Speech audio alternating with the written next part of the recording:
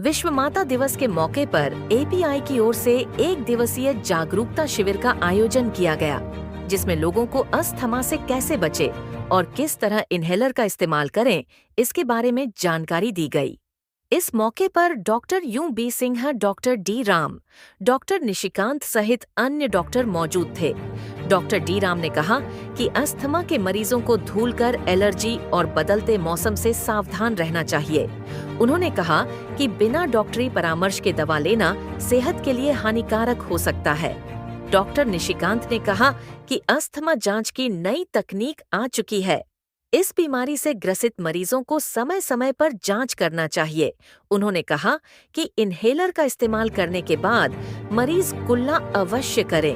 फसल की दौनी करते समय मुंह पर गमछा का इस्तेमाल करें, जिससे धूल और मिट्टी फेफड़ा में प्रवेश नहीं कर सके। श्वास रोग से संबंधित मरीजों की संख्या में नित्य प्रतिदिन इजाफा होते दिखता है और Deviram sir, UB Singh sir, OP साहब सर, निशिकांत बॉस, आप लोग का बहुत योगदान है। हमको अक्सर मरीज किसी न किसी माध्यम से आप लोगों से प्राप्त होते हैं। अब मैं जनता से कहना चाहूँगा कि ये जो पेनो टेस्ट होता है, इस पेनो टेस्ट का अधिक से अधिक उपयोग करें।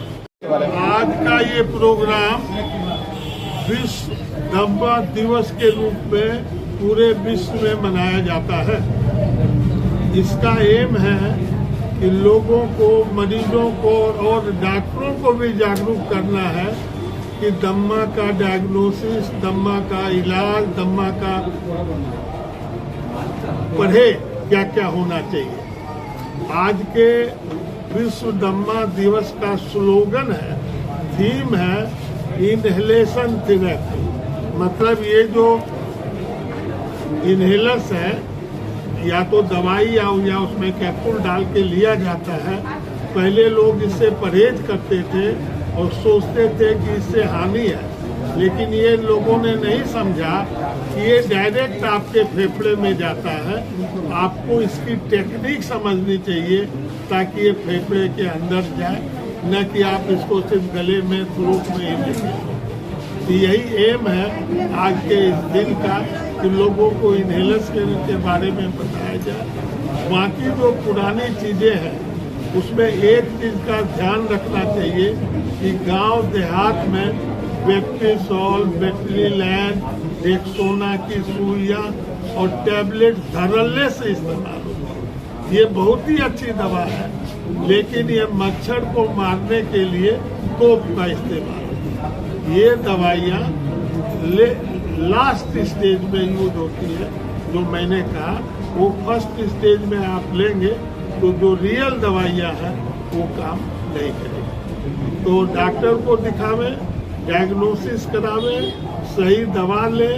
और अगर आप देखते हैं कि फलाना चीज़ से मेरा दमा बढ़ जाता है, जैसे कि बहुत लोगों को पूर्व जब मई जून में होते हैं उसमें ज़्यादा होता है, दिवाली में जब झाड़ते हैं तब होता है, या आप रोड पर गए और काफ़ी धूल वहाँ होता है, चौका में खाना बना रही है वहाँ पर धुएं से होता है, तो खाना तो बनाना ही होगा। आप मास्क पहनिए, एग्जॉस्ट लगाइए, खिड़की खोलिए ताकि धुआं वहाँ कम से कम हो। तो बस यही थीम है और हम आप लोगों से गुजारिश करेंगे ये ज़्यादा से ज़्यादा लोगों में पहुँचावे कि वो उसका सही डायग्नोसिस करावे, सही दवा लें और सही प्रिवेंशन करें। इसलिए अगर आपको और आपके परिवार में किसी का दम टूटता है तो सर्वप्रथम आप ये डॉक्टर को दिखा के समझे कि ये दमा है, कि हार्ट की बीमारी है, कि किडनी की बीमारी है, कि खून की कमी है या क्या। तो ये डायग्नोसिस आप अपने आप नहीं करें, लेकिन अगर किसी को परिवार में दादाजी को, नाना जी को, बेटा को, पोता को, सबको दम टूट रहा है, उसमें दमा होने की गुंजाइश बहुत ज्यादा है। दूसरी बात, जो बच्चे जिनको दम टूटता है साथ में छींक बहुत आती है, या आंख नोचता है या नाक नोचता है या कोई स्किन में एक्जिमा वगैरह है, फिर उसको दमा की डायग्नोसिस का बहुत ज्यादा चांसेस बढ़ जाता है। तो पहली बात तो